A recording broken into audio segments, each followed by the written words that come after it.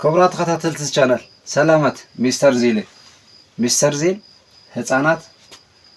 ዝሐሽ ዓቅሚ እንግሊዝኛ ከሎም ዓሊሞም ትምህርታዊ ቪዲዮታት በመድላው ሓገዝቲ መጽሓፍቲ በመጽሓፍ ልዑል ጻዕሪ እናገበሩ ይርከቡ።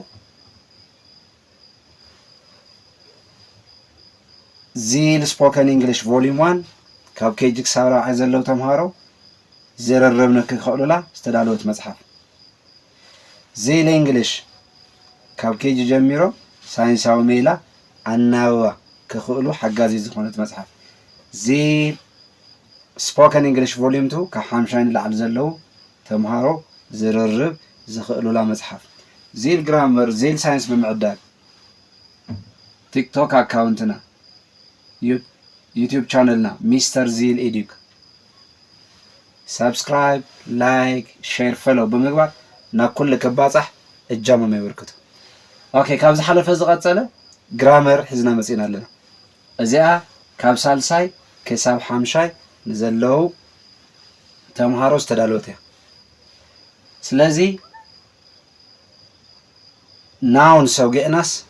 changing singular nouns into plural ወገእናስ ስለዚ ኣብዚ ሓለፈ እንታይ ነርና simply ከመይ ገይሮም እዮም singular nouns ና plural ዝቕየሩ ኢልና ነርና። ስለዚ ኤስ በመውሳኽ ዝቕየሩ ኣለዉ እቲ ናውን ብኤስ ብደብል ኤስ ብሲኤች ብኤክስ ብኦ ዝውድእ እንተኾይኑ ኢኤስ በመውሳኽ ናብ ፕሉራል ንቐይሮ ኢልና ነርና። ሎማዓንቲ ከዓ ክልተ ነገራት ሒዝና መፂና ኣለና እንታይ እየን ዝብላ when the last letter in a noun is y and is preceded by a consonant, then the noun is changed into plural by changing y into I and then adding es to it. ስለዚህ ዜና ነው ጋዝ ናውን ሓደ ናውን መወዳእቱ y እንተኾይኑ መወዳእቱ ፊደል y እንተኾይኑ ግን ቅድሚ ፊደል y ዘላ ኮንሶናንት እንድሕር ኮይና ቅድሚ ፊደል y አፍታሽም ቅድሚ ፊደል y ዘላ ፊደል ሌተር ኮንሶናንት እንድሕር ኮይና ከምዚኦም ዝበሉ ናውናት ንፕሉራል ክንቀይር እንተኾይና እንታይ ኢና ንገብር እታ y ናብ አይ ንቀይራ y ናብ አይ ንቀይራ y እንታይ ንገብራ ናብ አይ ንቀይራ ዋይ እንታይ ንገብራ ናብ አይ ንቀይራ ብድሕሪ ይኸ ኢኤስ ንወስኽ መወዳእታ እንታይ ንወስኽ ኢኤስ ቱ ኢት። ስለዚ ናውንስ መወዳእትኦም ዋይ ኮይኑ ሌተር ዋይ ኮይኑ ቅድሚ ሌተር ዋይ ግን ኮንሶናንት እንተመጽያ እያ ቅድሚ ሌተር ዋይ ኮንሶናንት እንተመጽያ ከምዚኦም ዝበሉ ከመይ ጌርና ናብ ፕሉራል ንቀይሮም እዩ እታዋይ ናብ አይ ንቀይራ እታዋይ ናብ እንታይ ንቀይራ ናብ አይ ካውኸ ኢኤስ ንወስኻሉ so let's say examples singular plural baby ኛ ስለዚ ኣብዚኣ ዋይ ኣላ ቅድሚ ዋይ ምን እያ ቢ እንታይ እያ ኮንሶናንት ስለዚ እዚኣ ናብ አይ ቀይርና ኢኤስ ንወስኻላ ማለት እዩ ንምንታይ ቅድሚ ዋይ ታይ ስለዝመፀት ኮንሶናንት ቅድሚ ዋይ ኮንሶናንት ስለዝመፀት ናብ ፕሉራል ክንቀይራ እንተኾይና እዚኣ ናብ አይ ቀይርና ኢኤስ ንወስኻላ። እስቲ ንረያ ቤቢ ዝነበረት ዋይ ናብ አይ ተቀይራ እዛ ዋይ ናብ አይ ተቀይራ ካብኡ ኢኤስ ተወሲኸላ ንምንታይ ቅድሚ ዋይ ቢ ስለዘላ ቢ ከዓ እንታይ ስለዝኾነት ኮንሶናንት ስለዚ ናውናት ብዋይ ዝውድኡ ኮይኖም ቅድሚ ዋይ ግን ኮንሶናንት ዝመጽእ እንተኾይኑ ናብ ፕሉራል ክቀየሩ ከለው እዛ ዋይ ናብ አይ ንቀይራ ካብኡ ኤስ ንወስኻላ ሲኢቲኢ ስለዚ ኣብዚኣ ሲኢቲን እያ መወዳእታ ዋይ ኣብ መወዳእታ ዘላ መን እያ ዋይ ቅድሚ ዋይ ዘላ መን እያ ቲ ቲ ኸንታ እያ ኮንሶናንት ስለዚህ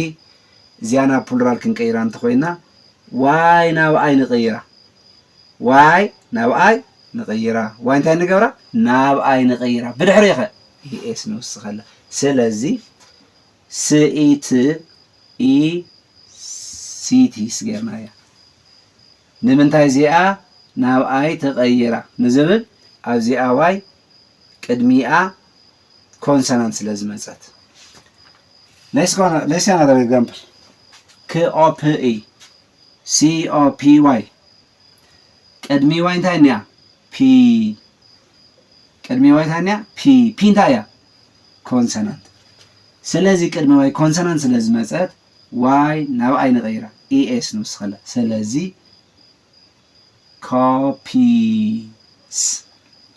ኮፒስ ኣይ ጌርና ዋይ ኢኤስ ንውስኸላ ማለት ኣርሚ ዋይ እኒኣ ቅድሚኣ መን መፅያ እዚኣ እንታይ እያ ም ኮንሶናንት ስለዚ እዚኣ ናብ ኣይ ቀይርና ኢኤስ ንውስኸላ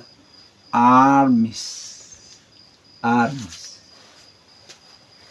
እሺ ኣብዚኣ ግን ቀላል እያ when a noun or nouns ending in were preceded by a vowel for the plural by adding s to their singular ስለዚህ ናውናት መወዳቶም ዋይ ኮይኑ ግን ቅድሚ ዋይ ዝመጽእ ቫውል እንድሕር ኮይኑ ግን ሲምፕሊ ኤስ ወሲኽና ናፍታ ሲንጉላር ናብ ፕሉራል ንቀይራ ኣብዚኣ ዘድከመትና ዋይ ናብ ኣይ ቀይርና ኢኤስ ዝወሰኽናሎ ምክንያት ቅድሚ ዋይ ኮንሶናንት ስለዝመፀ እዩ ቅድሚ ዋይ ኣብዚኣ ሬዋ ቢ መፅያ ኣብዚኣ ከዓ ቲ መፅያ ቅድሚ ሶ ስቲል ኮንሶናንት ኮይና ፒ ኮንሶናንት እያ ኤም ኮንሶናንት እያ ስለዚ ቅድሚ ዋይ ኮንሶናንት ስለዝመፀ ዋይ ናብ ኣይ ቀይርና ኢኤስ ወሲኽና ኣብዚኣ ግን nouns having y and y is preceded by a vowel ቅድሚ ዋይ ቫውል እንተመፅእ ግን ኣብ ናውናት ኣብ ሽማት ቅድሚ ዋይ ቫውል እንተመፅእ ግን እዚኣ ናብ ኣይ ትቕየር ናብ ግዛእ ኣይ ትቕየር ታዲያ ንገብራ ሲምፕሊ ኤስ ንውስኽላ በቃ ቅድሚ ዋይ ስለ ኣሽማት መወዳእትኦም ዋይ ኮይኑ ግን ቅድሚ ዋይ ቫውል እንተመፅዩስ ናብ ፕሉራል ከመይ ንቀይሮ በቃ የስጥራሕ ብምውሳኽ ለሲ ትኦይ እኒኣ ኣብዚኣ ቶይላ ቶይስ ሲምፕሊ ኤስ ወሲኽናላ ንምንታይ ቅድሚ ዋይ ቫውል ስለዝመፀ ብኦይ ቦይስ ሲምፕሊ ኤስ ወሲኽናላ ንምንታይ ቅድሚ ዋይ ኦ ስለዝመፀ ኦ ከዓ ቫውል ስለዝኾነ ስለዚ ቅድሚ ዋይ ቫውል ሒዞም ዝመፁ ኣሽማት ናብ ብዙሕ ክቕየሩ ከለዉ ኤስ ጥራሕ ንወስኸሎ ማለት ደይ ስለዚ ቅድሚ ዋይ መን እያ እኒኣ ኤ ኸንታይ እያ ቫውል ስለዚ ናብ ፕሉራል ንምቕያር እንታይ ንገብራ ሲምፕሊ ኤስ ንወስኸላ ንምንታይ ሲምፕሊ ኤስ ጥራሕ ወሲኽናላ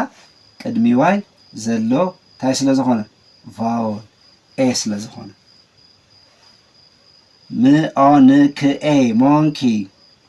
ምኦንክኤ ሞንኪ ስለዚ ቅድሚ ዋይ ዘላ መን እያ ኢ ስለዚ እዚኣ እንታይ ኢና ንገብረና ፕሉራል ክትቀየር ከላ ሲምፕሊ ኤስ ንውስኸላ ሰሎማ እንታይ ኢና ንሪኦ እታ ሓንቲ ናውናት ኣብ መወዳእትኦም ዋይ ኮይኑስ ግን ቅድሚ ዋይ እንታይ እንተመፅዩ ኮንሶናንት እንተመፅዩ ናብ ፕሉራል ከመይ ንቀይሮም ኢልና ዋይ ናብ ኣይ ቀይርና ኢኤስ ንውስኽ ኢልና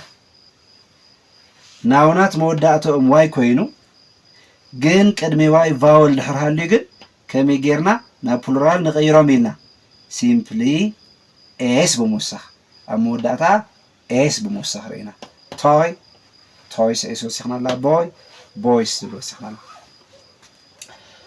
ክቡራት ተኸታተልቲ ቻናል እዚ ይመስል ናይ ሎማዓንቲ ፕሮግራምና بروجرامنا خميلو حساب هاونا جميرنا قالنا سو كاب سوق مبالح يشيلنا ببجيزيونا ما حشنا يخن كيد ولا دوك تكملوا زحش عقمي كما عبلو مصاونتي زريكم حساب اكافلونا اذنا كل كباصح مستر زيل إديك زبل تيك توك أكاونتنا يوتيوب شانلنا سبسكرايب لايك فولو شير بمقبار مستر زيل صحبوا مصحفتي زيل سبوكن انجلش فوليوم 1 كاب كيجي كساب رابعاي زررب نكخلو طعام يزخونت مصحف زيل انجلش فورولوجي وي ناي دمص ساينس مسارات غير استدالوت مصحف تمهارو منباب نكخلو وساني يزخونت مصحف زيل سبوكن انجلش فوليوم 2 كاو حمشان لعل زلو صاونتي زررب نخلو بطعمي طقامي زخونت مصحف زيل جرامر زيل ساينس بمعداق ناورد كباصح اجامم يوركو اب قصالس كان راخب دحن قني